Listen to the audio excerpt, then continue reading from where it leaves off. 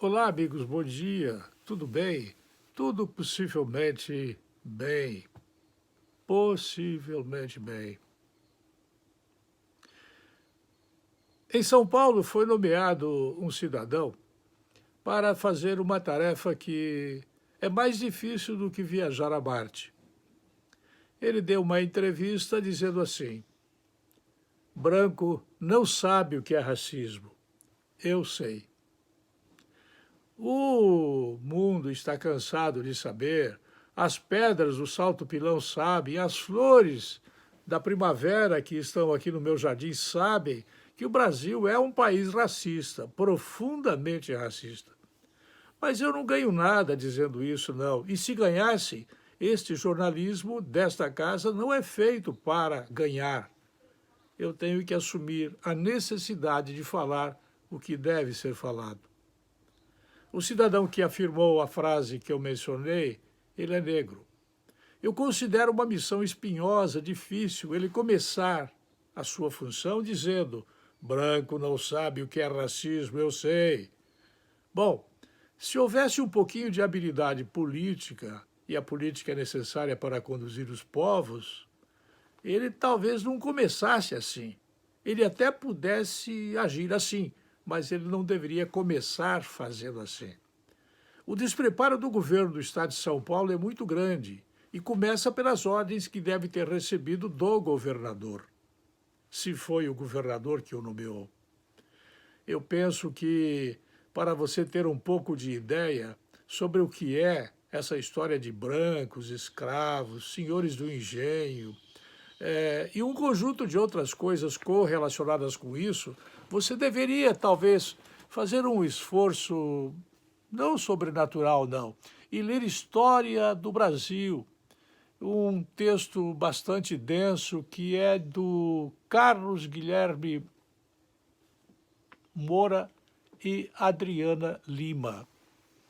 Talvez essa necessidade que eu tive agora de olhar o livro para poder mencioná-lo esteja ligada ao conhecimento que estou adquirindo para poder comentar o assunto. O policial que disse a frase branco não sabe o que é racismo, eu sei, ele está começando mal. Não é assim que se combate o racismo. Começa com a ideia de que você deva fazer a pergunta se você aceitaria que o seu filho ele fosse casar com uma pessoa negra, ou sua filha fosse casar com um filho negro, com uma pessoa negra. É importante que todos nós saibamos responder às perguntas feitas para que nós tenhamos noção do que é genético e do que não é, do que está encravado como um direito não adquirido e do que é direito adquirido, que veio desde Portugal, Espanha. Claro, o direito adquirido deveria ser substituído hoje, como no passado as pessoas eram nomeadas para integrar os quadros do Estado por mérito, por merecimento. O decreto era feito, qualquer um era médico e vinha um decreto, torna o cidadão médico. Bastia o carimbo em cima dizendo por mérito. Colocava um procurador, se procurador havia, desembargador talvez fosse a única palavra existente na época, e ele era nomeado por mérito. Punha o carimbo em cima e pronto, o desembargador estava nomeado. Vejam bem, mais tarde o mérito foi substituído por direito adquirido. Este direito adquirido, amigos, é o pai de todas as encrencas.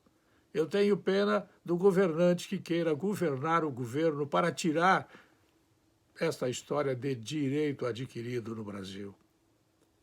Não sou contrário ao nomeado cidadão que começou dando a entrevista assim: branco não sabe o que é racismo, eu sei. E ele deve saber sim, suponho que saiba. Mas ele não deveria começar a sua entrevista desse jeito, como eu já disse agora aqui 3 vezes, para ficar evidente que a evidência do fato faz com que a gente acredite que o racismo exista, sim, mas ninguém quer dizer, e ele começa dando entrevista reafirmando uma forma errada de combater o racismo. Eu não estranho que os guardas lá do Carrefour, em Porto Alegre, a única forma que encontraram de lidar com a pessoa de cor foi sufocá-la, matando-a quase por estrangulamento. Eu sinto pena das pessoas despreparadas, mas que acham que sabem tudo. Eu volto logo mais.